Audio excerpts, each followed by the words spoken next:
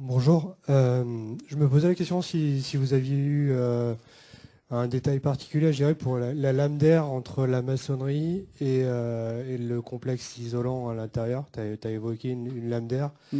Et voilà, comment tu gères l'amener d'air pour que ce soit bien ventilé en fait. Alors il se trouve qu'on a des ouvertures sur trois faces au niveau du bâtiment. Donc du coup, le fait de traiter la périphérie de l'ouverture en termes de ventilation, sur trois faces, suffit, je dirais, à apporter cette ventilation globale des parois.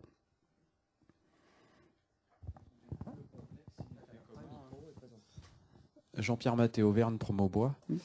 Du coup, le complexe, alors j'ai pas très bien compris comment est-ce qu'il était fait à partir du mur ancien. Donc il y a cette lame d'air ventilée. On a une ossature bois. On a un panneau de contreventement. On a une ossature bois de 240 avec de la laine de bois. Et puis on a donc le panneau intérieur qui fait par vapeur. Voilà, et on a ramené un doublage technique intérieur qu'on isole, dont on profite de sa présence pour apporter un complément d'isolant qui n'est pas tout à fait continu parce qu'on a quelques éléments techniques qui sont dans cette paroi, mais je vais revenir. Voilà, ici. Le panneau côté extérieur, donc contre le mur, là, il est fermé aussi? Oui, ou pas il est fermé. Donc, comment? C'est un panneau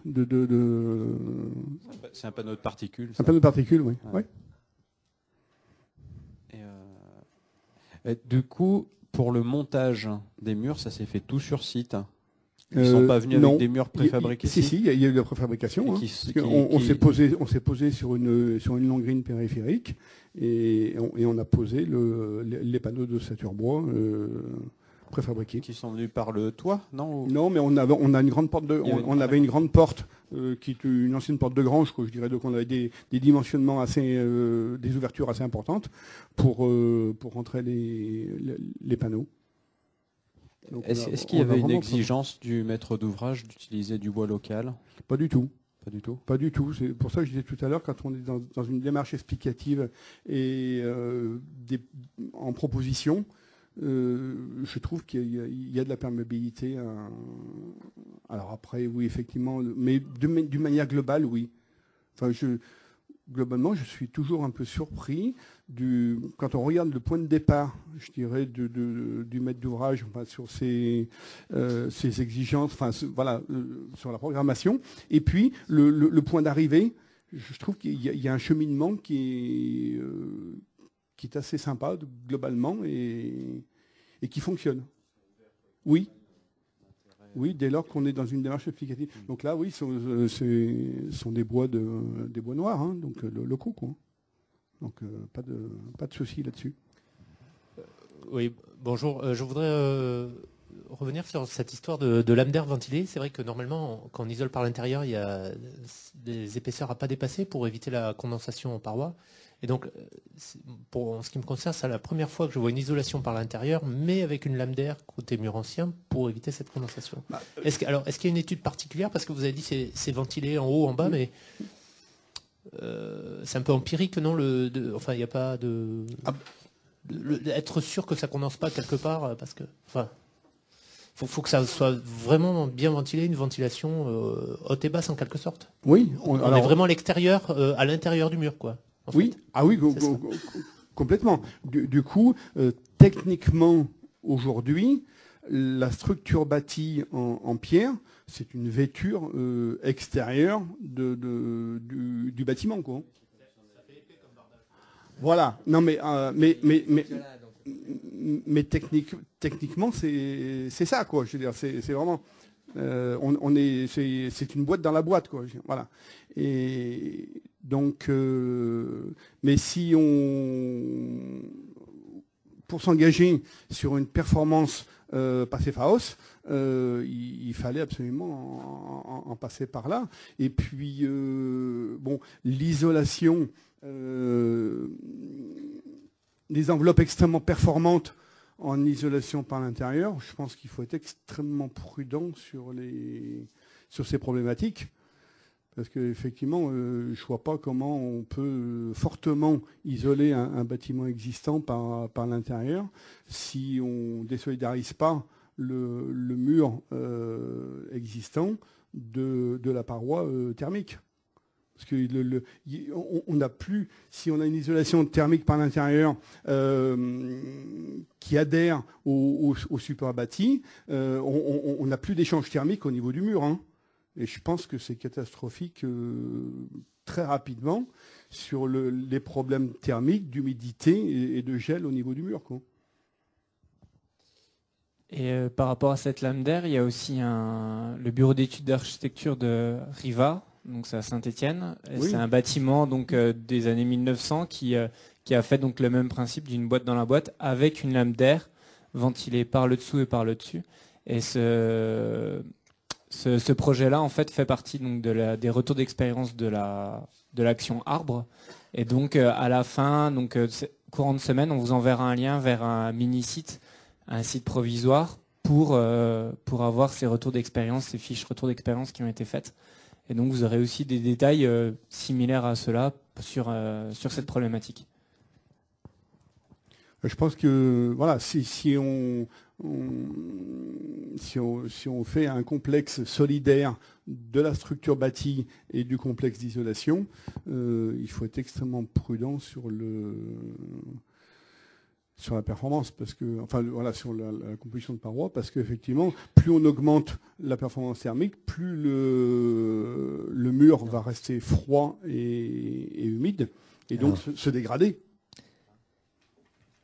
Donc, Marc Delorme, Interforêt Bois 42, pour dire que lorsqu'on a réfléchi au contenu de cet après-midi avec Benjamin, moi j'ai trouvé intéressant de demander à Bernard de venir nous présenter ce projet, parce que il ne faudrait pas que lorsqu'on parle de rénovation, on soit tout le temps dans la logique isolation par l'extérieur, même si c'est très bien, mais on a énormément de bâtiments en pierre, en plus du petit patrimoine comme ça rural, que de toute façon, on ne va jamais vraiment le reprendre, si ce n'est en faisant une boîte dans la boîte. Et je trouve que c'est intéressant de ces expérimentations autour de la notion justement de boîte dans la boîte, qui montre justement aussi bien l'exemple de Julien Riva que celui-là, qu'on peut aller vers du bâtiment passif, même si c'est pas toujours labellisé, mais en tout cas avec ces techniques-là, c'est-à-dire que notre patrimoine bâti en zone rurale, avec souvent des mètres carrés, bon là c'était pas toujours le cas, mais parce que ça mange quand même pas mal de mètres carrés de faire une boîte dans la boîte, mais on a parfois trop de mètres carrés dans certains cas, donc c'est pas toujours un problème. Donc ça vaut le coup de creuser cette technique. D'autant plus que souvent on dit isolation par extérieur égale absence de pont thermique. Quand on a un seul niveau, la boîte dans la boîte, il y a 0 pont thermique. Ça marche. Donc ça dépend tout du complexe de bâtiment. C'est sûr que sur un immeuble de 10 niveaux, c'est pas pareil. Mais dans ce cas particulier, ça me semble tout à fait adapté. Dès lors qu'on n'a plus des problématiques de plancher intermédiaire sur un niveau, c'est vrai que l'isolation par l'intérieur peut parfaitement se prêter à des réponses. Et tout à l'heure, on en parlait, je ne sais plus de manière très informelle, il n'y a pas une solution spécifique. Enfin, voilà, donc chaque cas est particulier et peut appeler des réponses extrêmement différentes les unes des autres. Il y a un test d'étanchéité à l'air qui a été... Oui. Et qui fait qu'on est dans le standard passif. On a fait le test et donc je ne sais plus le chiffre exact, mais effectivement on est bon. Donc voilà, on se posait la question effectivement pour aller sur une labellisation Enerfit parce qu'on est sur la rénovation. Bon, après les consommations d'usage sont un peu compliquées parce que effectivement mais on a tout à fait les caractéristiques d'un bâtiment Passive House. Ce qui était quelque part un projet manifeste, un petit peu par rapport à aussi bien vis-à-vis de la collectivité que vis-à-vis de nous, je dirais, dans cette approche de projet. Et puis un projet de centre-bourg, donc qui pose des problématiques que chaque commune peut rencontrer, je dirais. Voilà. Et la durée du chantier, ça a duré combien de temps entre le... Ça a duré que 5 mois à peine. 5 mois de chantier. Juste sur l'étanchéité à l'air, quand on a un bâtiment comme ça, un seul niveau, une boîte dans la boîte, la continuité de la couche étanche à l'air, elle n'est pas trop problématique. Hein, donc on peut y arriver. Voilà, si le boulot est bien fait, il n'y a pas de raison qu'on n'arrive pas au niveau exigé pour l'étanchéité niveau passif. Quoi, hein. Oui, il faut toujours être extrêmement vigilant sur le petit pourcent qui reste, qui sont les coins, quoi, où effectivement il faut être extrêmement vigilant, mais je dirais, et puis les savoir-faire se développent quand même au niveau des entreprises. Et donc voilà, aujourd'hui on est capable d'arriver à des performances. Est-ce qu'il y a une autre question ou une remarque ?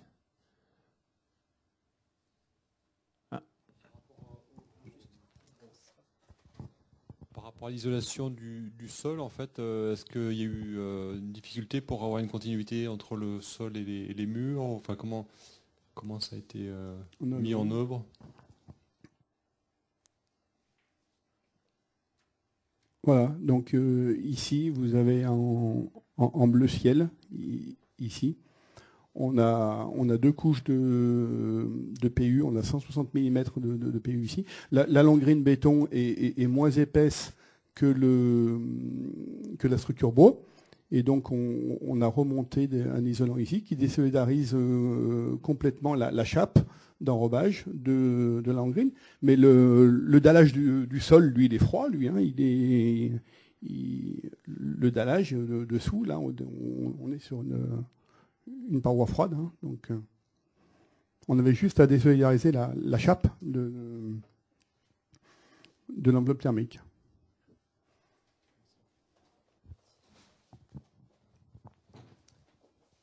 Et la toiture du bâtiment, donc de la boîte, elle reporte sur les ossatures bois ou Alors oui, elle reporte sur elle est en partie portée par la charpente, pardon. Voilà, elle est portée par la charpente. On a des solives rampantes ici qui sont portées par les 2 fermes du bâtiment.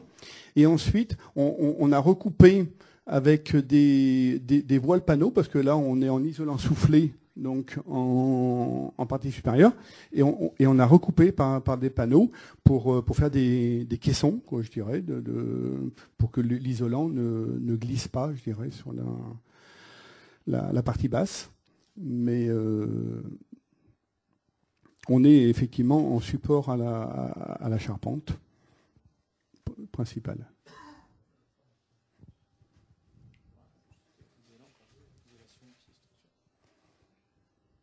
Oui.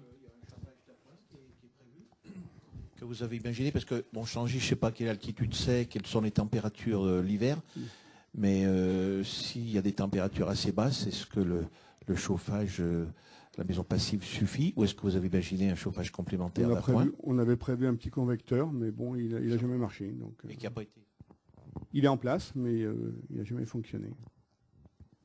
Depuis un peu plus d'un an. Alors c'est vrai qu'on n'a pas eu un hiver rigoureux, mais on s'aperçoit que là, avec 4 degrés à l'extérieur, on est à 20 degrés à l'intérieur, avec les abattants qui sont ouverts. Donc je dirais que la problématique, c'est plus l'été, le dégagement de chaleur des groupes froids du bar. Je pense que voilà, on est plus dans cette problématique-là.